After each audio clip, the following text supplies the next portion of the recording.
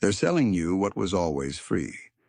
For 2,000 years, the most powerful philosophy ever created was passed down at no cost, from emperor to slave, from teacher to student, generation to generation. Then something changed.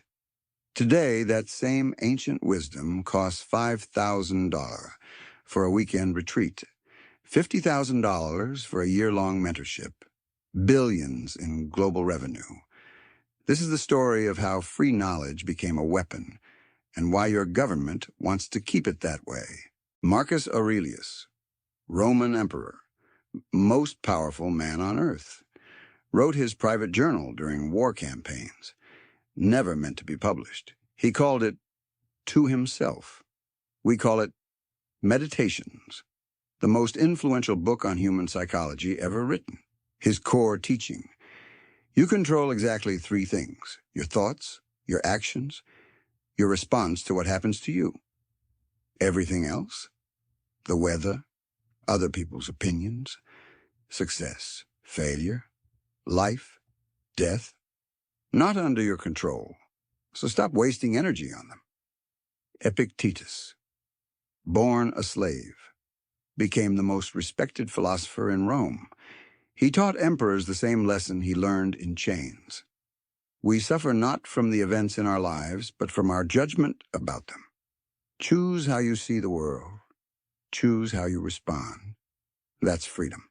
Seneca, advisor to emperors, survived exile, faced death with calm. His message: life is long if you know how to use it. Most people waste decades worrying about things that never happen, chasing validation that doesn't matter, building empires that crumble. Stoicism said focus on character, on virtue, on what you can actually control. And this wisdom was completely free. Here's what they don't tell you about ancient philosophy. It wasn't a business. It was a duty. Marcus Aurelius ruled an empire. He could have hidden his teachings, kept them exclusive, sold them to the highest bidder. He didn't. His journal was private, but his philosophy was public. Epictetus was offered wealth to teach only the elite. He refused. He taught anyone who would listen: rich, poor, slave, soldier. Because Stoic philosophy had one rule about knowledge: truth cannot be hoarded. The moment you put a price on wisdom, you corrupt it. The Stoics believed in cosmopolitanism.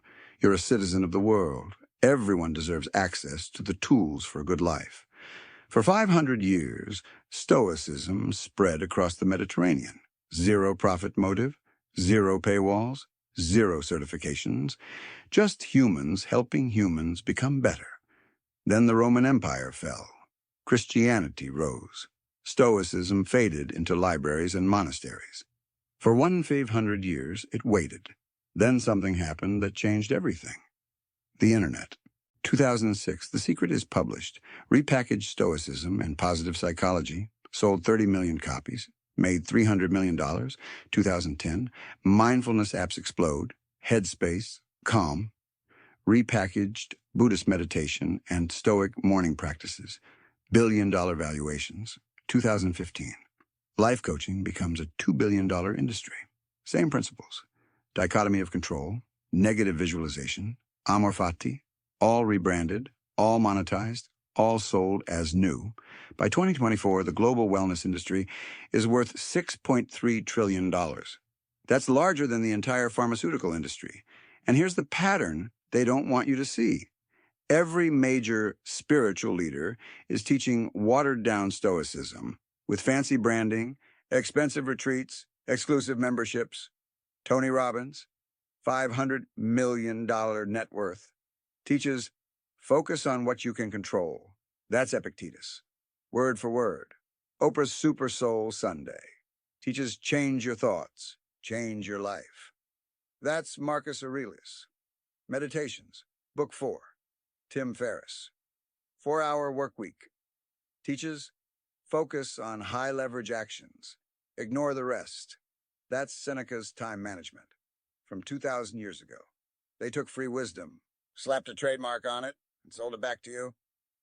But here's where it gets darker. Then a different kind of spiritual leader emerged. No soft language, no corporate polish, no fake compassion. Blatantly controversial, unapologetically harsh, brutal honesty, and people are obsessed. Here's why this guru works when others don't. He's not selling repackaged stoicism. He's embodying actual stoicism. Traditional spiritual leaders tell you, love yourself. You're perfect as you are. This guru tells you, you're weak. That's why you're suffering. Fix yourself. That's pure Epictetus. Don't explain your philosophy. Embody it. Traditional leaders sell comfort. This guru sells discipline. And here's what makes it brilliant. He's using the exact Stoic framework that made emperors and slaves unbreakable. Dichotomy of control? He tells you, stop blaming the world, control what you can. Negative visualization? He tells you, imagine losing everything. Then you'll appreciate what you have. Voluntary discomfort? He tells you, take cold showers fast, train hard, build resilience. Amor fati? He tells you, love your suffering. It's making you stronger. This is raw, unfiltered stoicism. No corporate branding, no feel-good platitudes. And it's working because humans instinctively recognize authentic philosophy. We've been fed watered-down spiritual junk food for decades. This guru is serving ancient truth straight, no chaser. People don't just follow him, they worship him. And that's exactly what someone wants. Now here's the part they're hiding. Governments don't shut down spiritual movements. They co-opt them. When millions of people follow one voice, that voice becomes politically useful. This controversial guru, he's not being suppressed. He's being amplified. Governments learn something from history. You can't control people by banning their beliefs. You control them by controlling their teachers. The Roman Empire didn't destroy Christianity. They made it the state religion. China didn't ban Buddhism.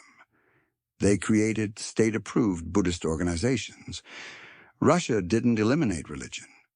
They created the state-controlled Orthodox Church. Same pattern. Every time.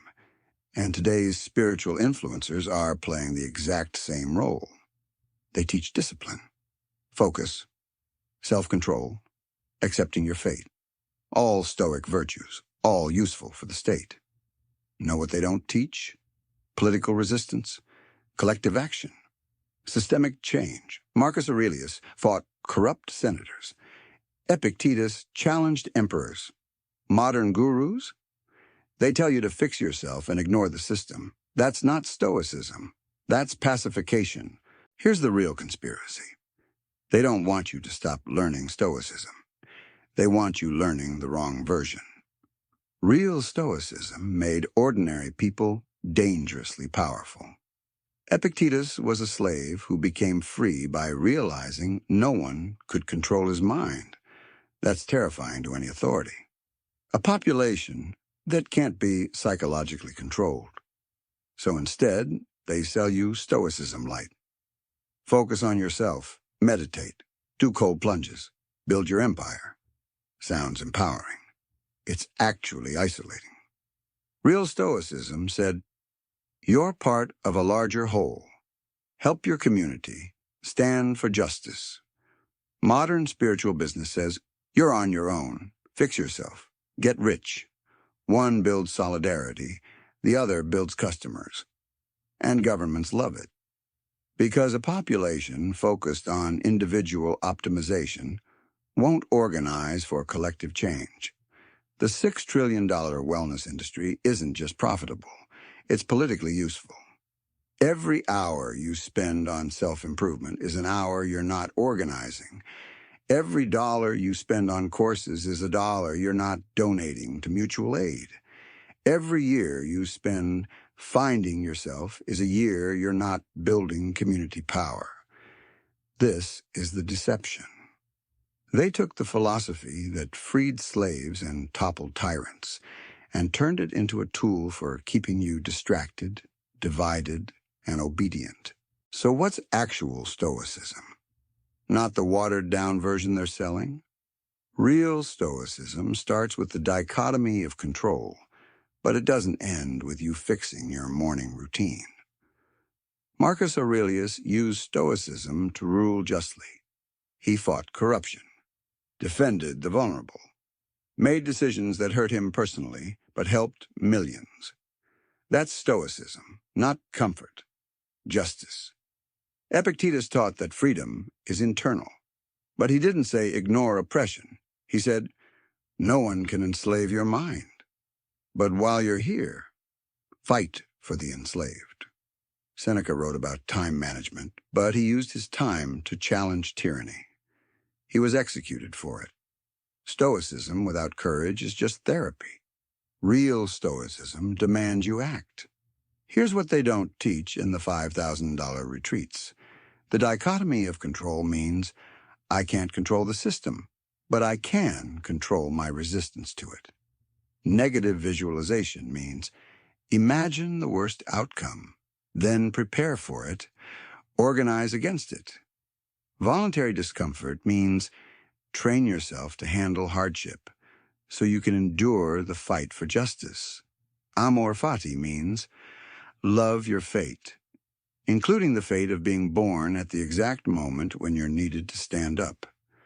Modern gurus teach Stoicism as escape. Ancient Stoics taught it as preparation for battle. Not physical battle, moral battle. The battle against corruption, injustice, tyranny. That's the tradition they erased. So what do you do with this information? First, stop paying for what should be free. Marcus Aurelius's Meditations is public domain, free online. Takes 2 hours to read. Contains more wisdom than every self-help book published in the last decade. Epictetus's Enchiridion is 20 pages, free. Will change your life more than any $10,000 mastermind program. Seneca's letters are free. Centuries of practical wisdom, $0. Every ancient text that built Western philosophy is available for free. You don't need a guru. You need a library card or an internet connection. Second, use Stoicism the way it was designed, not as therapy, as training. Train your mind to be unshakable, eh? Then use that strength for something